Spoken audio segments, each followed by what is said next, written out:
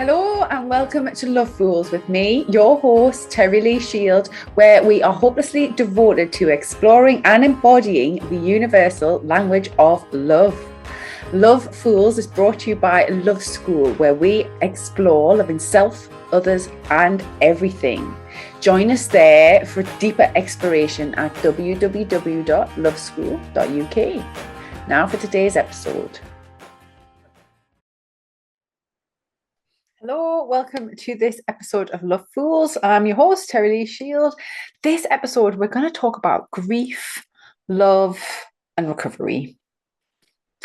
So what I want to speak about is do a little bit of a deep dive. We'll dive into it, the process of grief, but from an angle of that grief is a byproduct. It's an inevitable part of and cost associated with love and allowing ourselves to love and dealing with love that is lost. And often a recovery process involves a grief process in itself. So our recovery journey may involve dealing with our grief in one way or another. And what I've learned on my own recovery and healing journey is the more I was able to accept and honor and work with my grief and allow the process to unfold, even when it was difficult or painful, to find that connection of the deeper meaning of the emotions as they were arising, putting it into context in my life and into the healing and recovery journey, it actually allowed for the healing to happen. So not only was grief or is grief an inevitable part of love, it is a beneficial part of healing.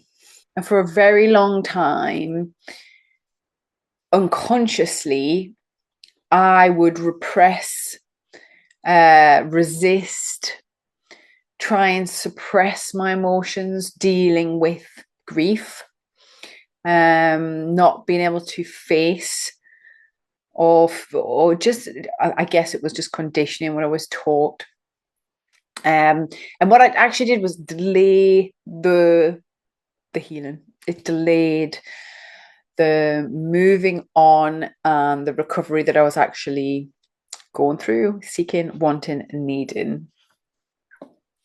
So in this Love Fools, we're dedicating some time today to explore grief.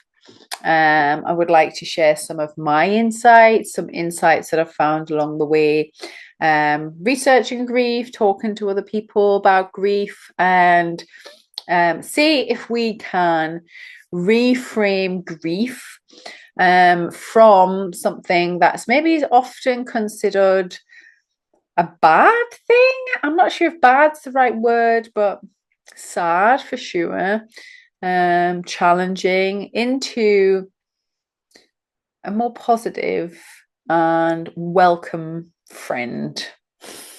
So through this process of understanding grief, it's clear that like grief comes with a loss, and it's a process of detachment, energetic, emotional detachment.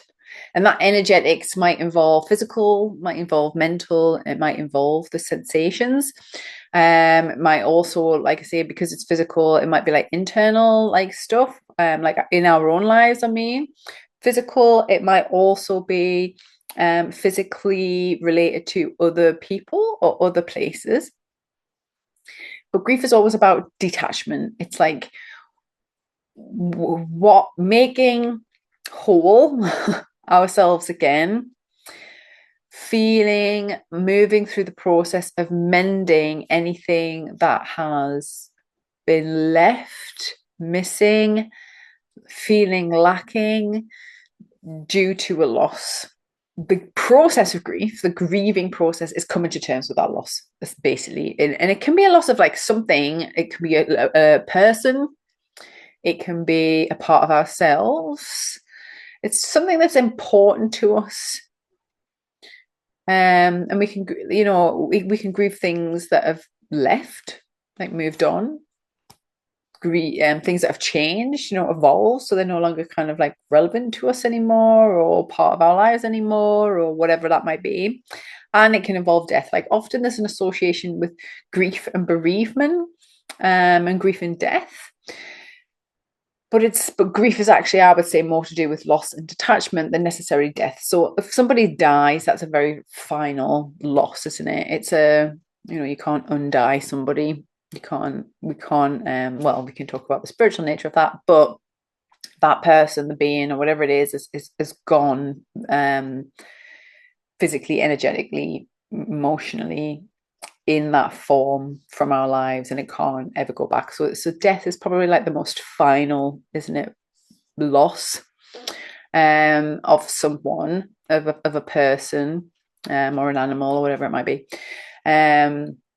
But it can be anything, like even like the end of a business, the end of an era of time. There are lots of different things we can grieve for, because we don't often talk about the fact that it's to do with loss and detachment. So even it might not be something like we've lost, as in like a physical tangible thing, like a relationship, which we say, oh well, that relationship completed, that relationship ended, that person moved on, we went our separate ways, whatever. That's quite a physical thing.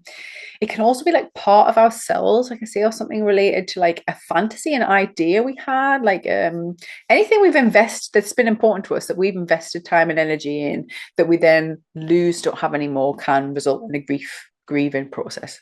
Grief and the grieving process is different for everyone, and in every circumstance it'll be slightly different. So even if you've been through several grief processes, each process might be different depending on what it is that you're grieving and where you are when you're grieving and how it affects you, and all sorts of different circumstances, situations can impact how we grieve, and how that process kind of happens for us.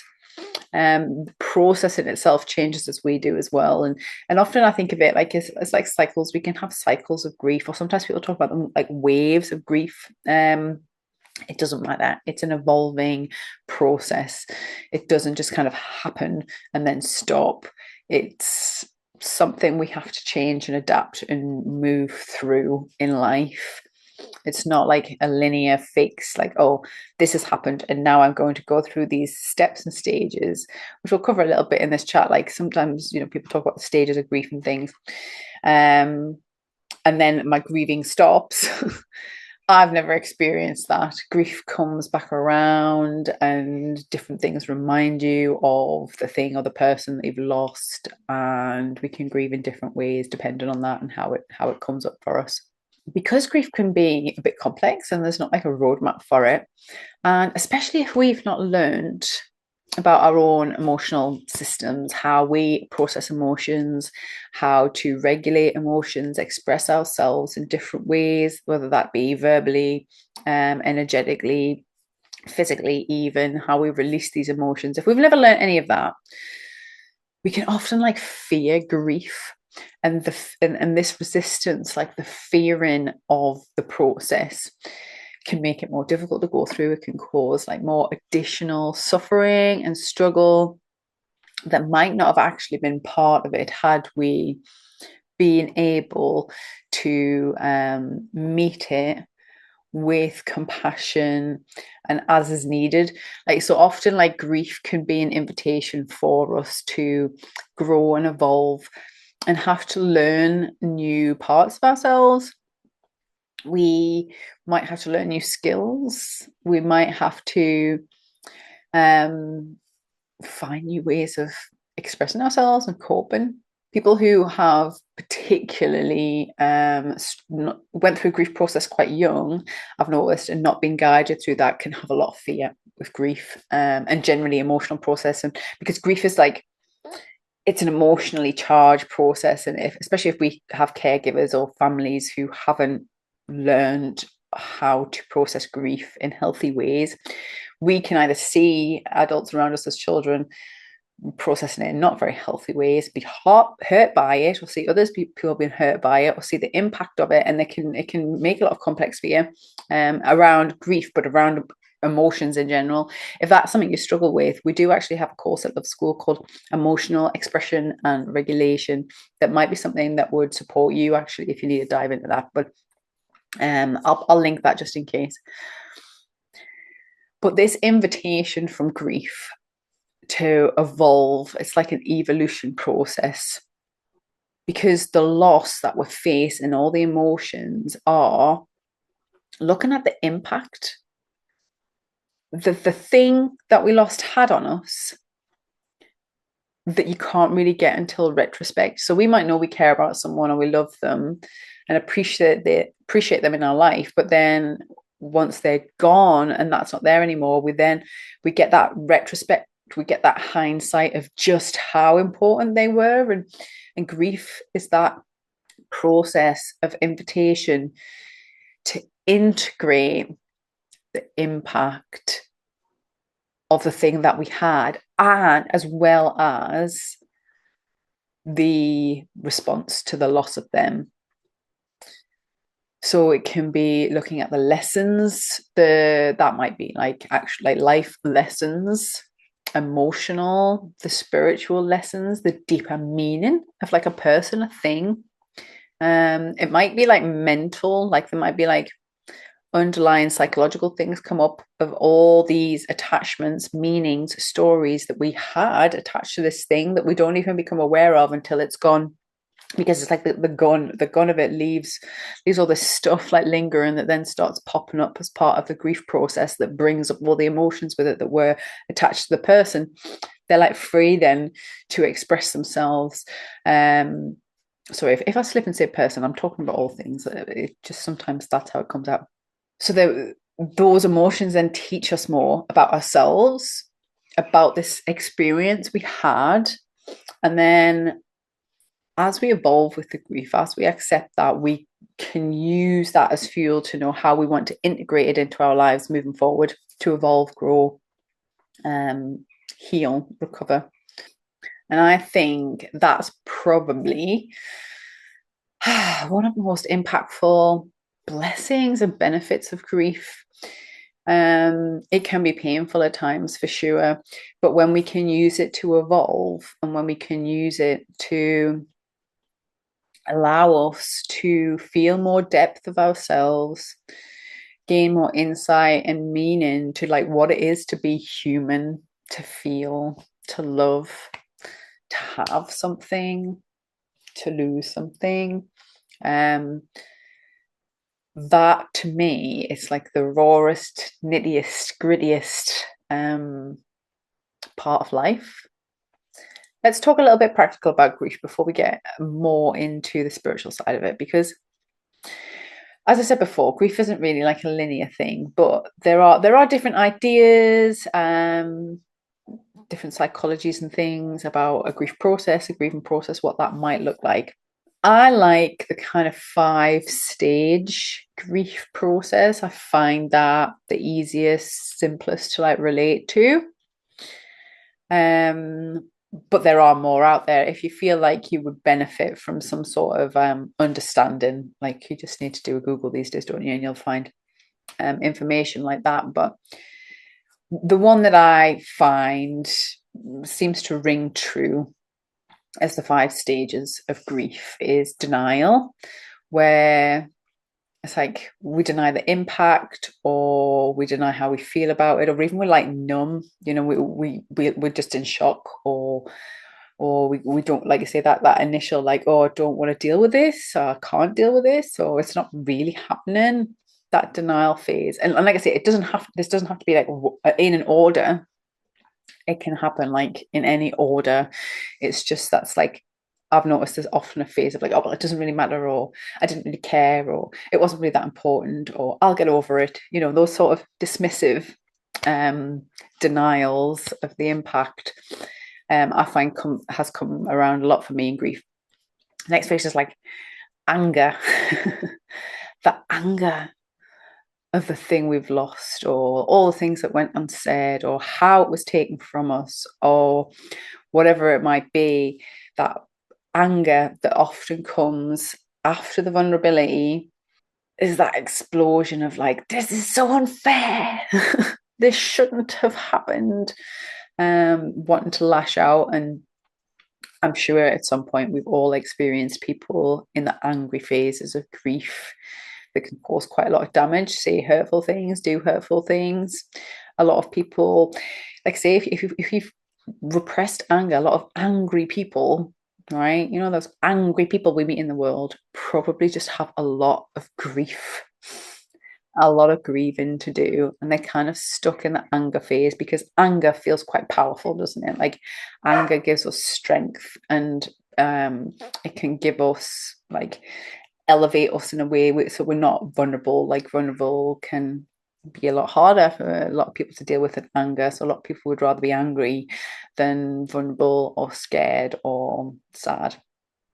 So anger is one of them. Bargaining is another. So this is where we try and make up for it. Like, well, if I just do this, then I can get over it. Or if I just do that, then that might never happen. It's like this, our mind starts to try and like figure out a way out of the grief or to almost like undo what happened and all of the things that happened.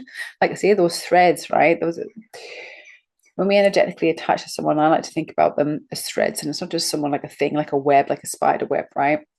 We create these energetic attachments to things. And when something is literally ripped out, it leaves these threads and they need dealt with. They need to be cut in one way or another, released, whatever you want to, however you want to visualize that, mended, pulled together, reformed in our life. And that's part of what the grief process is like reforming these loose threads.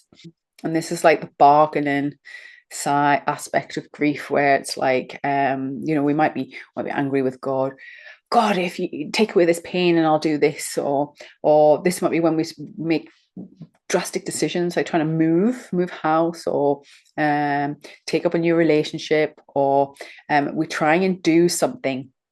Bargaining is trying to swap or do something to make up for that void. All of those little threads, rather than follow them and feel into the impact of them, we try and push them away or tie them off into something else. Like, so we might, if the void is a relationship, like I say, start looking for another relationship.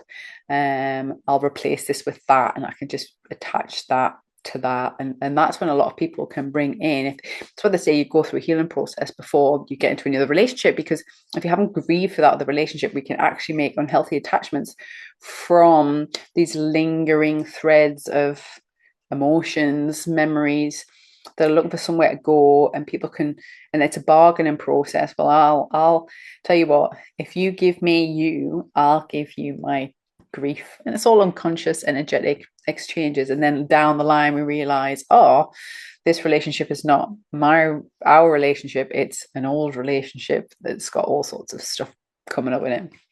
Because again, underneath that bargaining and that trying to like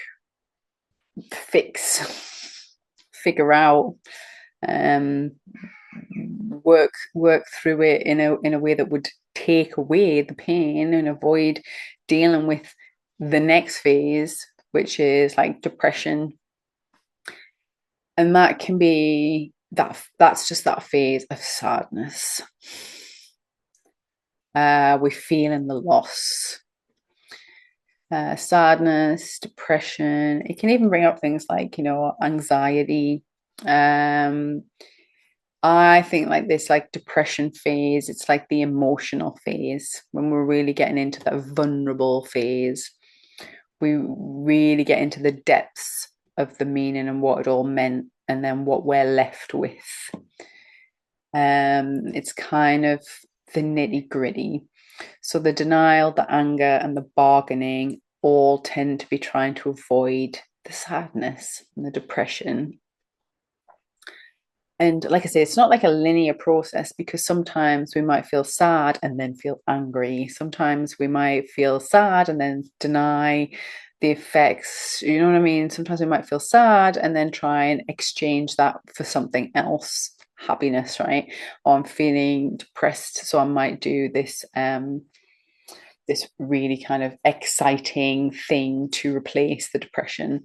But actually, we have to go through that natural ebb of the emotion so we can flow through it and pass and move through it. And this is why, like, feeling your emotions and honoring the process in a grief process is, in my humble opinion, the best way through it. Sitting with it, just feeling it, like there's so many of us who've just been taught not to feel, and I think it's the most honorable thing to do now. Like, when I think of how much time I spent like trying to avoid crying over a loved one or something, and now I would just rather cry and have that moment of sadness because it keeps their memory alive, and rather than avoid it, I'm like, yeah, this is how much you meant to me. This is what this all meant. And then the theory is, once we go through that, once we've gone through that feeling, it leads us to a place of acceptance. We might not like it, but we can accept the reality. We might not want it, but we realize that we can't change it. And that's kind of where we can start to make decisions from a maybe some more like stable place where we're, like I say, facing reality, facing up to the impact, the consequences. What now? Like, really accepting what's happened, beginning to rebuild our life. So there's no like fixed time frame to any of this, or even fixed ways. Like, we're all going to express anger differently. We're all going to like express our depression differently. We all might have to respond to the phase of acceptance differently. But each process is unique. And like I say, it's not like a linear thing, like, oh, you go through this, then this, and this, and this. We go around and back and forth, and there's no fixed time frame. You can't rush a grieving process. Can't think, well, I'll tell you what, I'll just spend X amount of time grieving and then I'll be done with it. I've never found that possible either. Like I say, even when you do kind of go through like this, when people talk about waves and things like that, even when you do go through a phase where it starts to ease, it might come back around, anniversaries, reminders, whatever it might be, a letter comes through, something might spark that, and you get a new wave of the process wanting to be released. It's just all part of it. I also don't think you can therapize. I'm not sure how much therapy helps grief. I think, again, just my personal opinion though, I think the only thing therapy can help with is to understand our own emotional processing system, how to communicate and how to process our emotions.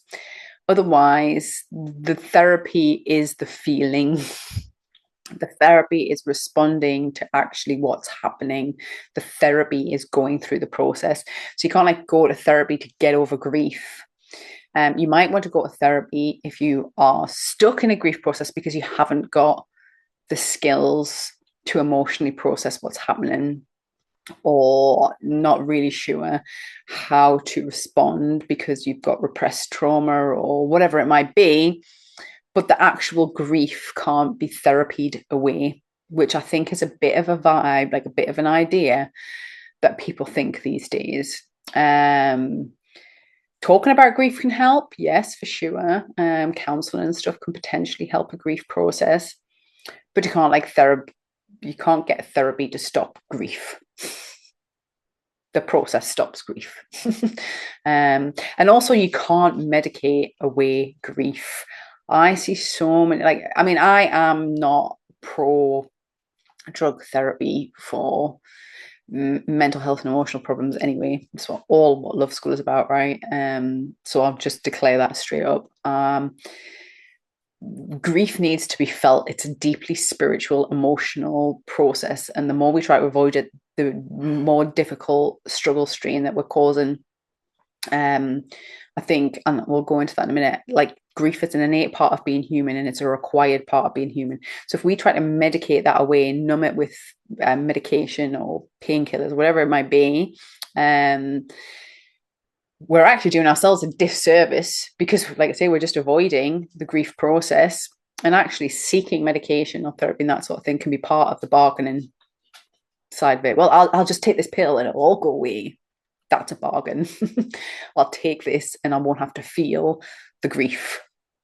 Um, and all that'll happen is you stop taking the pill. You have to take the pill for the rest of your life if it's suppressing emotions. They'll bubble up regardless. Or you stop taking it and then it's all going to come up anyway. I think grief is absolutely inevitable. The process has to happen. Like it's an innate emotional, spiritual part of being human we cannot avoid. Any adult human, I think, will have to go through grief. I mean, there might be some like slight cases where someone never loses anything in their life, if they, especially if they have a very short lifespan. But even in those cases, even like a child will have to face grief through their own healing process if they get ill or anything like that. But anyway, that's going off on one. So I just wanted to say that I don't think that there's any way through grief that you can avoid it. It's just like has to happen and needs to happen. So maybe it's like a little bit of a caution if anyone is trying to offer therapy or medication or anything like that to alleviate grief, then not haven't got your best interest in heart. They might even fear grief themselves, and that's why they're offering it. Who knows? All sorts of deep stuff would go into there with shadow work, but the way through grief is to go through it. And grief, like I say, grief is such a deep spiritual process. It can show us our shadow. So, like, obviously, we talk a lot at Love School about shadow work, all this underlying stuff, the underlying meanings, stories, what's going on in our subconscious can all become blazingly obvious through a grief process. It can reveal us like deep aspects of ourselves, our psyche, our emotional world, our internal world that we were completely unaware of until this invitation into grief, invitation into ourselves and our evolution came up. I actually think on like a deep spiritual level, part of us is here to grieve. Like I could go off on one on the meaning of being human and things like that. Part of it, I think, is creation. Part of it is love. And then if grief is an inevitable part of love, that means we're here to grieve and feel the depths. What does it mean to have this emotional body that's in physical form and care about things that we create that die? You know, spiritual life there, just like blown wide open. Everything we're trying to cope with in life is like to do with that, isn't it? I see now as a grief as a invitation to evolve spiritually, opportunity to embrace life more, feel more, become more. It like prepares us for that energetic expansion into something bigger because to grieve, to love, to lose, to grieve, and then choose to love again is one of the bravest things we can do as humans. And that's what, like I say, I think humans are created for.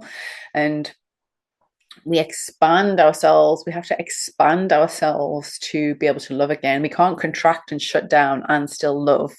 That's why we go through the grief process. If we try and do that and shut down, that's again part of bargaining. Well, I'll just close my heart and never love again, and then I won't have to feel this pain.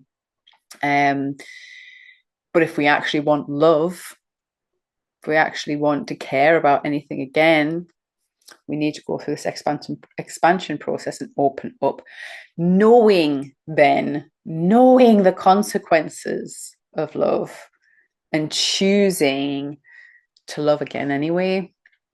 It's like one of the most beautiful things of being human, I think. To me, that is like the ultimate divine love. Like if you think about divinity, God, the creator, the creation, the creator creates things that always dies. And God's unconditional love is continuing to love and continuing to create, knowing that everything created is going to die. It's like the ultimate form of unconditional love. And when we can learn to embody that as human, that is us stepping into our divine purpose, stepping into more and more and more evolutions of being the divine in physical form. And once we've actually gone through grief process and we've felt the depths and we felt what it feels like to lose something and choose to love again, open ourselves up to that truth that, oh, if I love again, I'm gonna lose this thing at some point, and that was my potentially my greatest pain, or one of the greatest pains of being human. We get to experience life on a whole new level, because we're not living it in fear, we're not living it in avoidance. It's like embracing all of it, and it's intense and it's exciting and it's yeah, part of our soul purpose, I reckon. I also think when we look at this from like we're talking about love, and we look at like relationships and attachment specifically. So attachment can be to anything. It doesn't have to be other people. Like often we talk about attachment styles in relation to other people, but how we attach to things, the things that we have or care about, need, get a benefit from. Our attachment style can often indicate a lot of wounding in us, like where we need innate healing, what we might have to recover from in different phases of our life and things. So especially if we've got like anxious or avoidant attachment styles, um, I think it actually stems ultimately from a fear or like a mistrust of our ability to deal with grief. So we are anxious about love, or we avoid love because, not because the love, because of the grief, because we don't think we can cope with the grief of the loss, or we fear the grief of the loss. So if you have an anxious attachment style and you're becoming aware of that, anxious is when we think like, oh, this thing is going to leave, right? Ultimately, underneath that is the fear of grief. It's the fear of the grieving process if that thing left. So if you have an avoidant style where you're like, well, because I don't, I don't want to lose that thing, so I'm going to avoid it completely. Like anxious is quite clingy and attaching, and trying to like hold onto it too tight. And avoidance, like the opposite, trying to like push it away, don't let it get close at all. It's because it's this mistrust of ourselves that we can cope with grief. So when we actually go through a grief process, especially more consciously, we can heal our attachment styles, so we can attach to things in a more secure, healthy way, knowing that we might lose this thing, and we can cope with it if we do, even if it's going to be painful and difficult for a while. So as we get to that phase, right, where we kind of can accept that the things that we love, we're going to lose in one way or another. Things change. So even if we don't physically lose the thing, like things change. Like, if you have a baby, you might not have to like physically lose your child, but you're going to go through grief stages the whole time. Like as the baby's no longer a baby anymore, needing like tender care, and they are detaching from you, there might be a grief process there. The child grows up into adolescent, even older as adults, leaves home. All of these like detachments can lead to like grief processes, right? So even if you're like loving something and then you haven't lost them, you've still got them. Same in relationships. If you're in a couple and then you get pregnant, and that relationship is going to change, so you're no longer just a couple, you're a three now. So that means that initial part of the relationship is done. You might have to grieve for that. You might have to grieve for the honeymoon period, if you like, and then it's like say everything that we love is constantly evolving and changing. So as we go through that phase of acceptance of what love really is, an expansion and contraction and an evolving process of caring and attaching and detaching and grieving and loving and giving and flowing, that's how we can kind of grow spiritually and have more capacity for love and more capacity for unconditional love. And one of the things I noticed, like fairly recently, actually, going through like a growth and a grieving process in a relationship, was my heart sometimes would feel like it wanted to contract, right? Or I would feel a lot of like discomfort around my heart chakra. And then when I was doing like my process of like going through the loss, what I realized was when I actually got to that point of acceptance and let go, my heart chakra, my heart would open and expand, right? And it's such a relief. that feeling. So often when we feel in pain to do with grief or love, it's because we're trying to keep our heart the size it was, if that makes sense. And then once we let go and get to that acceptance phase, it naturally opens and releases. Our heart expands. So then our capacity for love increases. And the relief, the wave of relief, is such a nice feeling. It's how we get back in tune with the vibration of love again. This is where like forgiveness can come in and stuff. Like often, like when we can't forgive someone or ourselves or whatever it is, we're kind of holding our heart in that tight, constricted place. And then when we get to that point where we can release, that's where forgiveness comes in. That's where, like I said, that natural like move to be bigger, to be more, to have more capacity to love, care for things, let things go, be more open, be more secure in our attachment styles. And that an attachment style, like I say, can be to ideas, concepts, pain, even. They'll all have a very similar theme. And then once we've kind of expanded into that and our heart is opened more or opened again or whatever it might be, it leaves room for freedom. So then we're free again. And this is when like we kind of have that evolution of growth and we feel free to be ourselves, or we feel free to love again or feel again. And we find more peace. This is why the grief process is such an invitation into personal growth, like, and unavoidable on a human evolution process, because as we go through that, that relief leaves us with more freedom to express, like I say, to care, to move on, whatever it might be. And then that freedom leads to more energy, vitality, to be able to step into the next chapter or phase of our life post grief. What can I love now? What can I create now? What can I care for now? With this new open freedom that I have found again, been reunited with again. And like a lot of us crave the idea of freedom or the idea of love, but we struggle to have it, allow it, find it, let it in because of unresolved grief. So when we can, this is where like all this kind of comes together. I'm talking about attachment styles and different things. When we can let go of the fear or the avoidance of the grief and learn about ourselves through a grief process, our emotional process, and all that, we actually get the things that we deeply crave. We actually get the freedom that we want, the love that we want, and we can create the types of relationships that we probably want. You know what I mean? Like it's all connected, and like grief really is at the heart of it, allowing us to like embrace all of the other stuff that we might love for. Especially if you hear I love school or love fools, grief is going to be, I would put money on it, at the heart of your need for healing, recovery, definitely part of the process, and why there's a craving there for love or freedom that we are looking to embrace here.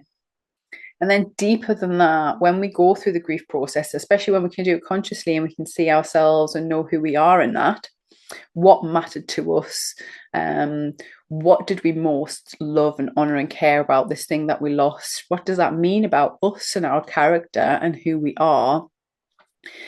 We see ourselves differently, but it gives us like this insight into our soul purpose. So then when we step into this new chapter, we just step into this new freedom of way of being, we've got more information about who we are and what our soul wants to experience, because it's the things we were grieving, the things that we lost that cause us pain, that are actually the things that we most value.